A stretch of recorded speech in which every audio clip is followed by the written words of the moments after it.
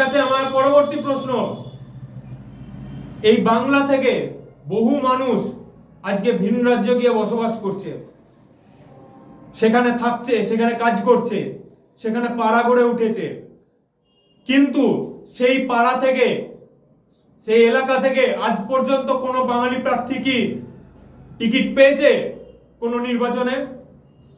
MP ছাড়ুন, বিধায়ক পদ ছাড়ুন,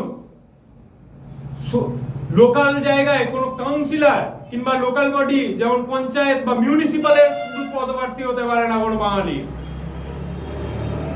এটা আজকে গোটা দেশ জুড়ে বাস্তব। সেখানে সমস্ত কিছু জানার পরেও কেন আপনারা কীর্তি আজাদের মতন প্রার্থীকে এই বাংলায় প্রার্থী ঘোষণা করেছেন? আচ্ছা, বাংলার কি এমন কোন সংসদ এলাকা রয়েছে যেটা সংখ্যাগরিষ্ঠ অবাঙালি? কোথাও নেই। কোথাও বাঙালির যে জনবিন্যাস সেটা 50% নিচে গড়িয়ে চলে আসেনি।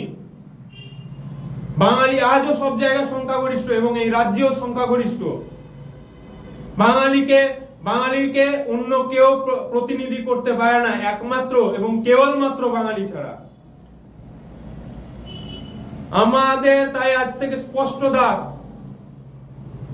বাংলায় কোনো অবাঙালিকে আমরা ভোট দেব না। বাঙালির আজ নিজের সংগঠন হয়েছে, বাঙালিকে হেলাফেলা করা যাবে না। আমরা আজ ভোটার নয়, আমরা ভোট ব্যাংকও।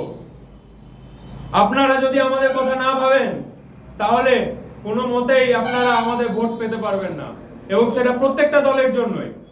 যে দল বাঙালির কথা ভাববে না, বাঙালি তাকে ভোট দেবে না, ছুঁড়ে ফেলে দিতে। কীর্তি আজাদের যদি মান সম্মানটুকু থাকে, কীর্তি আজাদের উচিত এক্ষুনি পবন সিং এর মতন ভোট থেকে, এই নির্বাচন থেকে উইথড্র করে নেওয়ার। তিনি কোনো মতেই আমাদের প্রতিনিধি হতে পারেন না। এই বর্ধমান দুর্গাপুর যে লোকসভা কেন্দ্র, তার আগে যিনি সংসদ ছিলেন এস আলুওয়ালিয়া, তিনিও কিভাবে আমাদের প্রতিনিধি হতে পারেন? কখনোই এটা সম্ভব নয়। আমরা কোনোদিনও কাউকে মেনে নিই না, না কীর্তি আজাদ, না আলুওয়ালিয়া, না পবন সিং, না শত্রুঘ্ন সিনহা, না ইউসুফ পাঠান, না ফিরহাদ হাকিম, না অন্য কোনো বহিরাগত ক্যান্ডিডেট।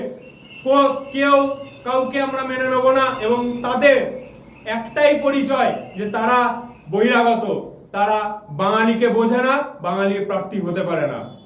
জয় বাংলা।